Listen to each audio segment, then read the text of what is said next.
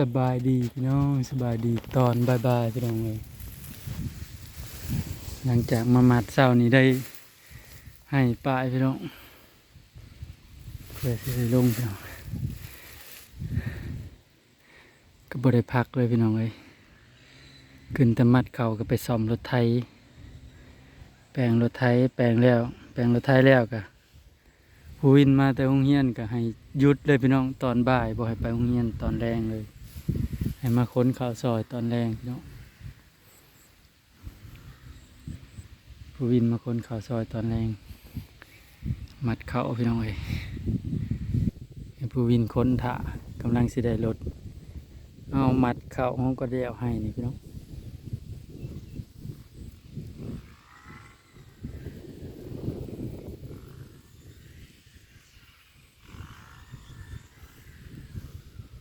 ก็เจ้าละลายคนพี่น้องลูกสาวกับสองลูกเคยหนึ่งแม่เฒ่าอีกผู้หนึ่งพี่น้องเลยเจ้าหลายคนจอยกันคนละไม้ละมือ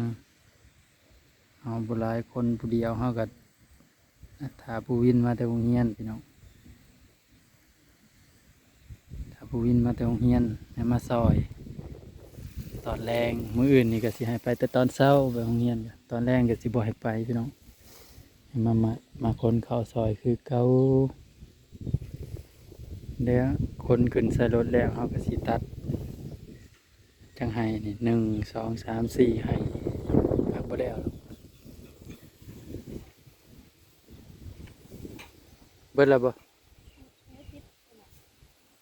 มาหากันยัง10วันนี้ก็ยัง10อยู่หลายเทื่อ10แท้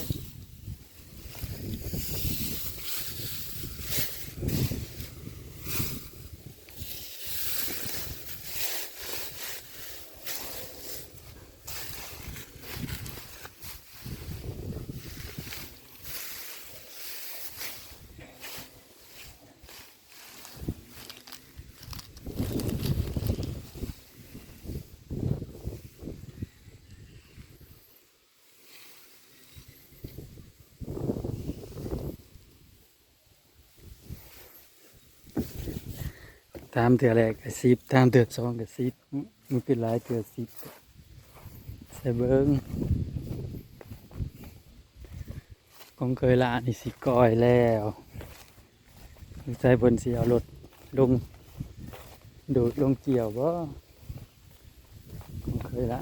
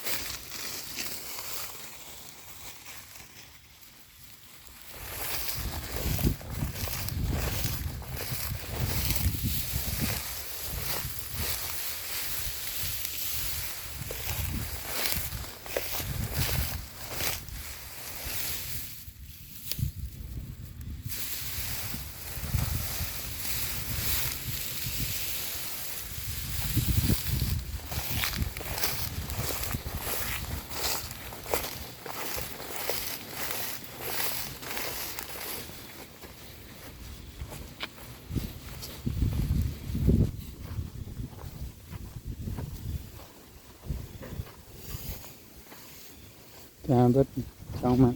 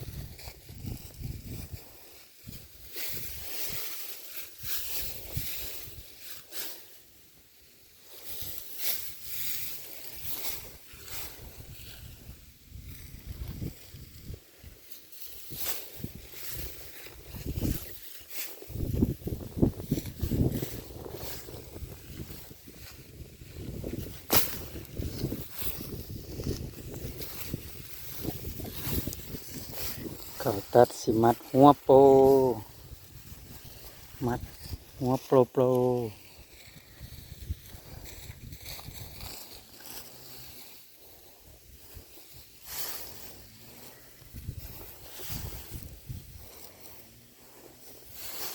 เบิร์ดบ้านดีรถหนึ่งโอ้ย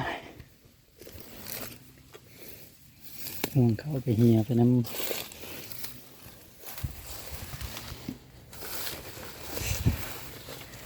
รีไซรถหนึ่ง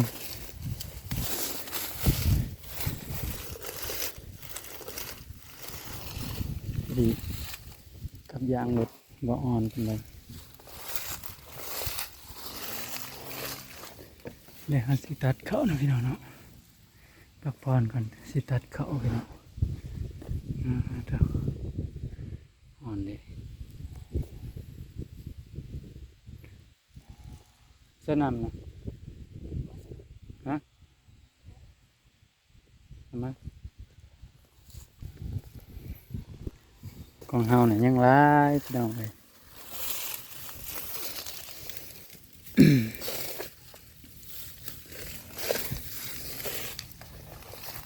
มัดเข่าหอบเดียวห่วงเข่ายังห่วงเข่าเหี่ยสะอยู่พี่น้องมัดเข่าหอบเดียวนี่บ่แน่น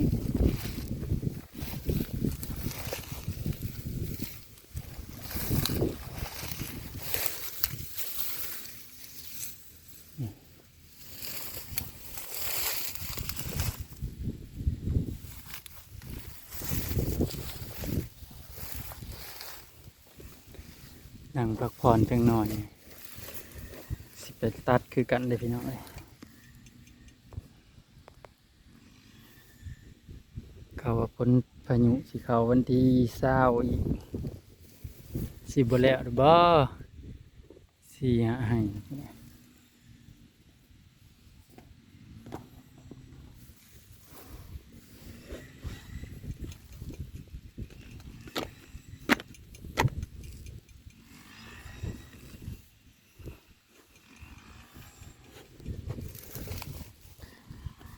ลาวนี่จักแล้วให้กันนี่เหลือแต่เขาวเขียวเขาวสุกยังน้อยเดียวหนึ่งตัดแห้นแห้น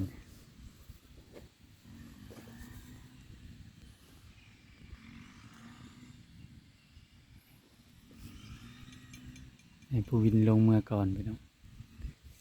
เกี่ยวเขาลมทางรถเนาะ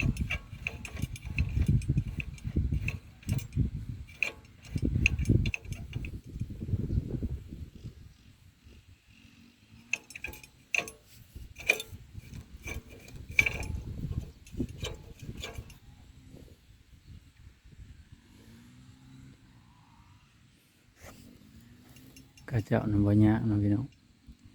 หลายคนคือในนี้กันเซลเซลเฮ็ดเวียกพร้อมหน้าพร้อมตาเซลเซลอยู่หลายคนก็ลงหลายแล้วไว้ของเพิ่นก็ยังเขาวเขียวยังจะให้อันนั้นยังแต่ข้าวเจ้าสี่หะให้ข้าวเจ้าอันหอมเนาะข้าวเจ้ามะลิไปได้ไปตีเบ็ดกัน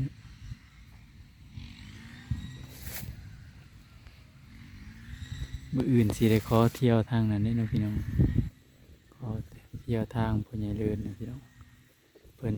เที่ยวทางนะเพิ่นเกี่ยวก็แล้วก่อนสิได้ขอเที่ยวทางนะเพิ่นมอนนี่ก็ลาเลยพี่น้องเฮาสิไปหาตัดเข้าก่อนพี่น้องเอ้ยได้จักไห้2ไห้ก็เอาพอกันกินหน้าพี่น้อง